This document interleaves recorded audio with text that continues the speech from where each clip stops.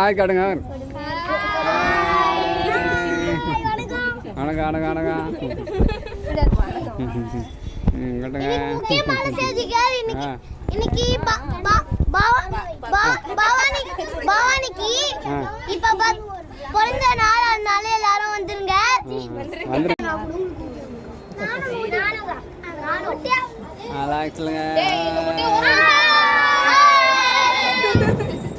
நான் தான் பிரஜின் சார். நான் தான் பிரஜின் சார். அவரு